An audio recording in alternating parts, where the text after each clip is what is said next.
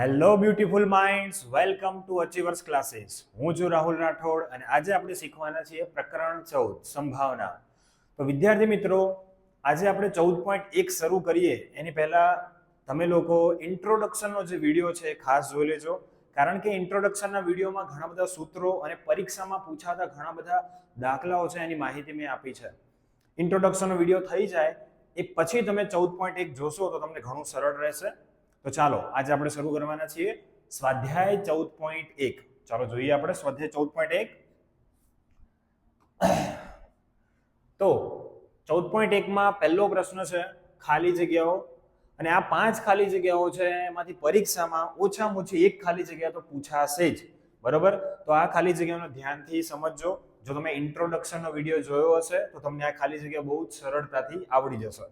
ચાલો, તો પહેલી ખાલી જગ્યા શું છે? તો પહેલી ખાલી જગ્યા છે ઘટના ઈ ની સંભાવના. તો ઘટના ઈ ની સંભાવના એટલે શું થશે?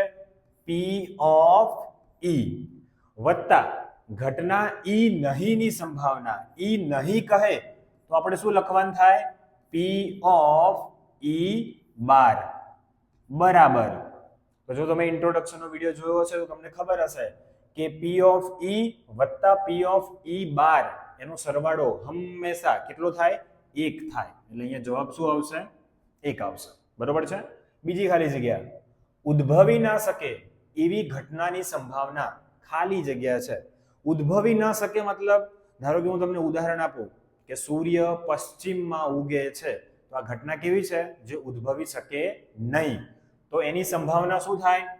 0 થાય. અને આવી ઘટનાને આપણે શું કહીને બોલાવીએ છીએ? તો આવી ઘટનાને આપણે કહીએ છીએ અશક્ય ઘટના. ઓકે, તો અશક્ય ઘટનાની સંભાવના હંમેશા કેટલી રહેશે? 0 આવશે. ત્રીજી ખાલી જગ્યા છે ચોક્કસપણે ઉદ્ભવતી ઘટનાની સંભાવના. ખાલી જગ્યા છે ચોક્કસપણે મતલબ હમણાં જે ઉદાહરણ આપ્યું એ જ ફરીથી કહું છું. સૂર્ય પશ્ચિમમાં ઉગે એની જગ્યાએ હું એવું કહું કે સૂર્ય પૂર્વમાં ઉગે છે, તો આ કેવી ઘટના છે? ચોક્કસ ઘટના છે. તો ચોક્કસ ઘટનાની સંભાવના હંમેશા કેટલી થાય? 1 થાય. અને આવી ઘટનાને આપણે શું કહીએ છીએ? આવી ઘટનાને આપણે કહીએ છીએ ચોક્કસ ઘટના. ઓકે, ચાલો ચોથી ખાલી જગ્યા, પ્રયોગની તમામ મૂળભૂત અથવા તો પ્રાથમિક ઘટનાઓની સંભાવનાનો સરવાળો હંમેશા કેટલો થશે? તો યાદ રાખી લો, ઘટનાઓનો સંભાવનાનો સરવાળો હંમેશા કેટલો થાય? 1 થાય. પાંચમી ખાલી જગ્યા, ઘટનાની સંભાવના ખાલી જગ્યાથી મોટી. તો ઘટનાની સંભાવના જે છે હંમેશા કોનાથી મોટી હોય? 0 થી મોટી હોય અથવા એના જેટલી પણ હોઈ શકે છે. તો આને બીજી રીતે મારે લખવું તો કઈ રીતે લખી શકાય? તો કે 0 લેસ ધેન ઇક્વલ, બરોબર છે? ખાલી જગ્યાથી નાની અથવા એના જેટલી હોય. કોનાથી નાની હોય? તો કે 1 થી નાની હોય અને એના જેટલી પણ હોઈ શકે છે. તો અહીંયા હું લખીશ લેસ ધેન ઇક્વલ 1. તો સંભાવના જે છે એ 0 અથવા 0 થી મોટી, 1 અથવા 1 થી નાની હોય છે. તો અહીંયા હું લખી નાખું છું પ્રોબેબિલિટી ઓફ ઇવેન્ટ, એટલે કે ઘટના ઈ થવાની સંભાવના 0 અને 1 ની વચ્ચે હોય છે, અથવા 0 જેટલી પણ હોઈ શકે અથવા 1 જેટલી પણ હોઈ શકે છે. તો 5 ખાલી જગ્યાઓ આપણા માટે બહુ ઇમ્પોર્ટન્ટ છે. આ 5 માંથી એકાદી તો બોર્ડની પરીક્ષામાં પૂછાશે જ, બરોબર છે? ચાલો, તો આપણે હવે જોઈએ નેક્સ્ટ બીજો પ્રશ્ન. બીજો પ્રશ્ન, નીચે આપેલ પૈકી કયા પ્રયોગના પરિણામો સમસંભાવી છે? સમજાવો. પરીક્ષાના ધ્યાનમાં લઈએ તો આ પ્રશ્ન બીજો અને ત્રીજો આપણા માટે ઇમ્પોર્ટન્ટ નથી, પરીક્ષામાં પૂછાતા જ નથી, પણ આપણે ખાલી સમજૂતી માટે આને શીખી રહ્યા છીએ, બરોબર છે? ચાલો, પહેલો પ્રશ્ન શું કહે છે? ડ્રાઈવર કાર ચાલુ કરવાનો પ્રયત્ન કરે છે. પરિણામ, કાર ચાલુ થાય છે અથવા ચાલુ નથી થતી. આપણે અહીંયા કહેવાનું શું છે કે આ ઘટના સમસંભાવી છે કે નહીં. ઇન્ટ્રોડક્શનના વિડીયોમાં મેં આ વસ્તુ સમજાવી છે કે સમસંભાવી એટલે શું? તો કે સમ એટલે સમાન, સંભાવી એટલે સંભાવના. જેની સરખી સંભાવના હોય એને કહેવાય સમસંભાવી ઘટના, બરોબર? તો જો અહીંયા સરખી સંભાવના હોય તો આપણે કહીશું કે સમસંભાવી છે. તો જો કોઈ ડ્રાઈવર કાર ચાલુ કરવાનો પ્રયત્ન કરે છે તો પરિણામ શું આપ્યું છે? ચાલુ થાય અથવા ચાલુ થતી નથી. તો આ ઘટના કેવી છે? તો કે સમસંભાવી નથી. કેમ નથી? કારણ આપવાનું છે આપણે કે કેમ સમસંભાવી નથી. તો એનું કારણ એવું છે કે જો તમે ગાડી જે છે, કાર જે છે, એ નવી નક્કોર શોરૂમ માંથી લાવ્યા હોય, તમે ચાવી ભરાવીને ચાલુ કરવાનું સ્ટાર્ટ કરશો તો ચાલુ થવાની જ છે, બરોબર છે. પણ જો ગાડી તમે ભંગારમાંથી લાવ્યા છો, જૂની ગાડી છે, બરોબર, તો તમે ગમે તેટલી ચાવી ભરાવીને એને ચાલુ કરશો તો એ કાર ચાલુ થશે નહીં. તો અહીંયા આપણને એવી કોઈ વસ્તુ કીધી નથી કે ભાઈ આ કાર ક્યાંથી લાવ્યા છો, નવી છે, જૂની છે, એટલે આપણે કહી શકીએ નહીં કે કાર ચાલુ કરવાનો પ્રયત્ન કરીશું તો ચાલુ થશે કે નહીં થાય. એટલે કે આ ઘટના સમસંભાવી નથી, સરખી સંભાવના અહીંયા નથી. બીજો પ્રશ્ન, ખેલાડી બાસ્કેટબોલને તાકીને બોલ જે છે એ બાસ્કેટમાં નાખવાનો પ્રયત્ન કરે છે. પરિણામ, તે તાકીને બોલને બાસ્કેટમાં નાખે છે અથવા તો ચૂકી જાય છે. બોલો આ ઘટના કેવી હોઈ શકે છે? જરા વિચારો. બરાબર, આ ઘટના પણ સમસંભાવી નથી. કેમ નથી? કારણ કે જો બાસ્કેટબોલનો પ્રોફેશનલ ખેલાડી હોય તો પછી એ ગમે તેટલો દૂરથી બોલ નાખશે તો પણ ક્યાં જશે? બોલ બાસ્કેટમાં જ જશે. પણ જો તમારા જેવો મારા જેવો ખેલાડી હોય જેને બાસ્કેટબોલ રમતા જ નથી આવડતું, તો એ ગમે તેટલો પ્રયત્ન કરે, એની નજીકમાંથી પણ નાખવાનું કહેશે તો પણ બોલ બાસ્કેટમાં જશે નહીં. એટલે કે આ જે ઘટના છે ત્યાં સરખી સંભાવના જોવા મળતી નથી. એટલે આ ઘટના પણ સમસંભાવી નથી. ત્રીજો પ્રશ્ન, ખરા ખોટા પ્રશ્નોના જવાબ આપવાની કસોટી આપવામાં આવી છે. પરિણામ, જવાબ સત્ય છે કે અસત્ય? તો ખરા અને ખોટા બંનેની સંભાવના કેવી છે? સરખી છે. એટલે આ ઘટના કેવી કહેવાશે? સમસંભાવી છે. ચોથું, બાળક જન્મ્યું છે તો તે બાબો છે કે બેબી છે? કોઈ પણ બાળકનો જન્મ થાય કાં તો એ બાબો હોય કાં તો પછી એ બેબી હોય છે. તો આ ઘટના પણ કેવી છે? સમસંભાવી છે. કારણ કે બંનેની સંભાવના સરખી છે. ઓકે, આ પ્રશ્ન આપણા માટે એટલો બધો ઇમ્પોર્ટન્ટ નથી. ચાલો આપણે હવે જોઈએ નેક્સ્ટ દાખલો. ત્રીજો પ્રશ્ન, શા માટે ફૂટબોલની રમતની શરૂઆતમાં કઈ ટુકડીને બોલ મળવો જોઈએ એ નક્કી કરવા સિક્કાને ઉછાળવો એ નિષ્પક્ષ ક્રિયા છે. કેવી ક્રિયા છે? નિષ્પક્ષ ક્રિયા છે. તો નિષ્પક્ષ એટલે નિષ્પક્ષનો અર્થ શું થાય? કે ભાઈ જ્યાં કોઈ પણ જાતનો ભેદભાવ થતો નથી, બંને માટે સરખી સંભાવના જો જોવા મળે તો એ ઘટના કેવી કહેવાય? નિષ્પક્ષ કહેવાય.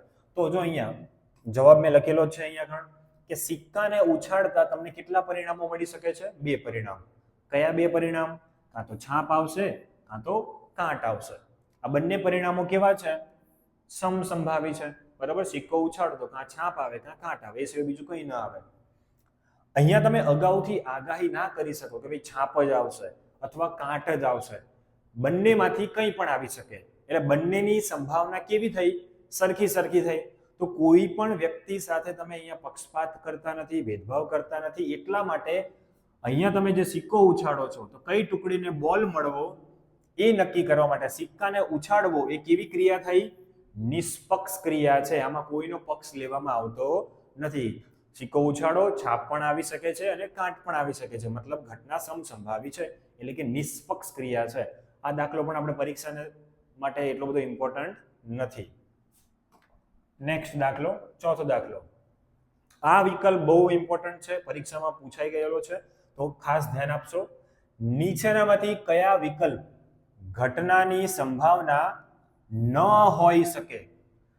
કઈ વસ્તુ ઘટનાની સંભાવના ન હોઈ શકે? ઇન્ટ્રોડક્શનના વિડીયોમાં પણ હમણાં ખાલી જગ્યામાં પણ આપણે સમજ્યા કે સંભાવના હંમેશા કોની વચ્ચે હોય? 0 અને 1 ની વચ્ચે હોય, અથવા 0 અને 1 પણ હોઈ શકે છે. તો જુઓ અહીંયા સૌપ્રથમ ઓપ્શન આપણને આપ્યો છે 2/3. તો હું ભાગાકાર કરીને ચેક કરું છું. 2/3 ભાગ નહીં ચાલે તો અહીંયા 0 મૂકશું, અહીંયા પોઈન્ટ આવશે. 3 છંગ 18, 20 માંથી 18 જાય તો 2, ફરીથી 0 મૂકીશું, ફરીથી 3 છંગ 18, ફરીથી 2 આવશે. તો આમ નામ ચાલુ રહેશે. તો અહીંયા 6 આવશે. તો જવાબ શું આવે છે આનો? 0.66. તો આ જે છે એ કોની વચ્ચે આવે? 0 અને 1 ની વચ્ચે આવે. બીજો પ્રશ્ન છે અહીંયા 15%. 15% છે, ટકાનું ચિહ્ન દૂર કરો એટલે છેદમાં કેટલા આવે? 100 આવે. 15 ભાગ્યા 100, નીચે 2 મીંડા છે એટલે ઉપર 2 સંખ્યા પછી પોઈન્ટ આવે. તો 15 છે એમાં 1 2 અને પછી અહીંયા પોઈન્ટ અને આગળ કઈ નહીં એટલે 0. તો આનો જવાબ પણ શું થયો? 0.15. તો આ પણ કોની વચ્ચે આવશે? 0 અને 1 ની વચ્ચે આવશે. 0.7 એ પણ 0 અને 1 ની વચ્ચે છે. માત્ર ઓપ્શન બી જે છે એમાં તમને આપ્યું છે કે -1.5 સંભાવના કોઈ દિવસ ઋણ હોઈ શકે નહીં. અહીંયા શું ન હોઈ શકે? તો જવાબ આવશે ઓપ્શન બી -1.5. ચાલો નેક્સ્ટ દાખલો જોઈએ આપણે. પાંચમો દાખલો છે. જો તમે ઇન્ટ્રોડક્શન વિડીયો જોયો હશે તો તમને ખબર હશે કે અહીંયા આપણે કયું સૂત્ર વાપરવાનું થાય છે. બરાબર, પૂરક ઘટના વાળું જે સૂત્ર છે એ સૂત્ર આપણે અહીંયા વાપરીશું. તો જુઓ અહીંયા તમને શું આપેલું છે? P of E. તો હું અહીં લખું છું અહીં P of E બરાબર 0.05. E નહીં મતલબ P of E બાર તમારે શોધવાનું છે. ઓકે, તો સૂત્ર શું છે? તો પૂરક ઘટના વાળું સૂત્ર આપણે વાપરીશું. શું છે સૂત્ર? તો કે P of E વત્તા P of E બાર બરાબર 1. બરાબર છે. સંભાવનાનો સરવાળો હંમેશા કેટલો થાય? 1 થાય. P of E તમને આપેલું છે 0.05. P of E બાર હોય મતલબ કે E નહીં, એ આપણે શોધવાનું છે. બરાબર 1 આવશે. 0.05 બરાબરની આ બાજુ આવે એટલે શું થાય? માઇનસ થાય. P of E બાર અહીંયા એમને વધશે બરાબર 1 પણ એમને લખીશું અને પ્લસ હતું આમ આવ્યું એટલે શું થઈ ગયું? માઇનસ થઈ ગયું. હવે ઘણા બધા વિદ્યાર્થીઓ બાદબાકી કરવામાં ભૂલ કરતા હોય છે. તો બાદબાકીમાં ભૂલ ન પડે એ માટે તમે અહીંયા ખાસ ધ્યાન આપો, સમજી લો કઈ રીતે આને ગણાય. સૌપ્રથમ 1 આપણે લખવાના છે તો આપણે 1 લખી નાખીએ. ચલો, પાછળ જે સંખ્યા છે એ પોઈન્ટ વાળી છે તો અહીંયા પણ આપણે શું મૂકીશું? પોઈન્ટ મૂકીશું. પોઈન્ટની પાછળ કેટલી સંખ્યા છે? 2 સંખ્યા છે તો અહીંયા પણ આપણે કેટલા મીંડા મૂકીશું? 2 મીંડા મૂકીશું. માઇનસ શું બાદ કરવાનું છે? 0.05. પોઈન્ટની નીચે પોઈન્ટ લખવાનો તો હું સૌપ્રથમ પોઈન્ટની નીચે પોઈન્ટ લખી નાખું છું. પોઈન્ટની આગળ 0 છે તો અહીંયા પણ 0, અહીંયા 0 અને 5. હવે બાદબાકી કરીશું. 0 માંથી 5 ન જાય તો 10 કો લેવો પડે. 1 ને ચેકી દો અને ત્યાં જે સંખ્યા છે એમાંથી 1 ઓછો થઈ જાય. 1 માંથી 1 જતા રહે કેટલા થઈ જાય? 0. 10 કો આના માટે લીધો છે એટલે ત્યાં 10 આવે અને વચ્ચે ક્યાંય પણ 0 આવે તો ત્યાં શું મૂકી દેવાનું? 9 મૂકવાનું.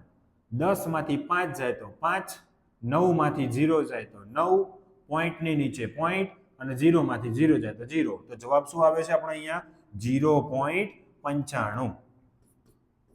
0.95 આ છે P of E બાર. બરાબર, જવાબ આવે એટલે એના ફરતે ખાસ બોક્સ આપણે બનાવી દઈશું.